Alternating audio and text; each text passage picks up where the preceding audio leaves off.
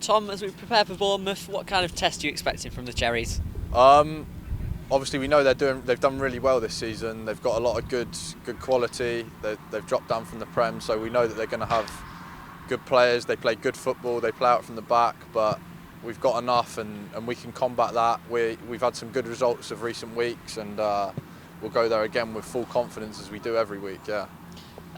You weren't involved in the last fixture against Bournemouth, but obviously you watched that from afar. What did you make of the contest last time? And you must be eager to help the team correct that on Friday night. Oh, 100%. Yeah, I watched it from my hotel room on my laptop, and yeah, it was a great start to the game. And coming in at 2-0 at half time is usually a great thing, but obviously in the end that's just how football goes, and they lost the game. But I think we can put that right on Friday, and that will give us a lot of sort of energy and determination to get a result. Yeah, I think you touched on it, the quality that Bournemouth possess, but obviously they haven't won in the last three, but that doesn't mean that come kick-off it will be any easier at all for you. Oh no, not at all. But like the manager said, they're in a bit of a bad patch at the minute, and we got to take full advantage of that and capitalise on it. Yeah. We're 5 games unbeaten, 3 clean sheets in that time. You've started all 5 of those. How have you found this run? And it must be really good for your confidence. Oh, massively, yeah. I've loved it, yeah. Every time I play, it means a lot and stuff. And to be winning the games and doing well is even more enjoyable. I knew I had to sort of step up to the plate as Liam was out. And I feel like I just need to keep doing what I'm doing, and hopefully I'll get another good run, yeah.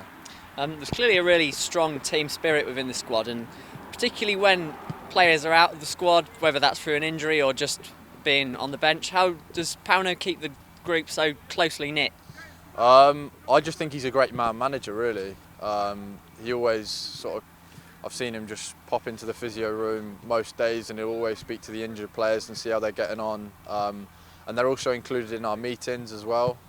He likes to keep the group together, which I think is brilliant, because often as an injured player you can sometimes feel a bit distant from that, but he really does make an effort to keep everyone involved, and at the end of the day it is a group effort, and he really makes that sort of known, yeah.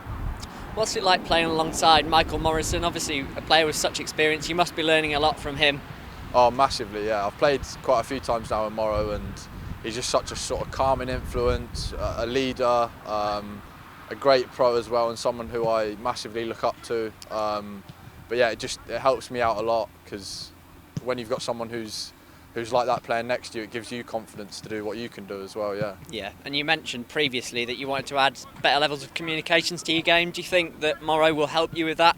Oh, 100%, because he's really vocal and he's got a lot of experience and stuff, so if I can just take a few things from his game, and maybe some of the stuff that he does well is talk, and bring that to my game, then that can really push me on as well, yeah. Yeah, and then lastly, you mentioned earlier how you've come on into the team really in place of Liam Moore, and you've done that with ease. Did you feel any pressure coming into that position? There's always going to be pressure when you're playing for Reading. I think that's just part and parcel of it. You know, there's always people who are ready to take your place as well.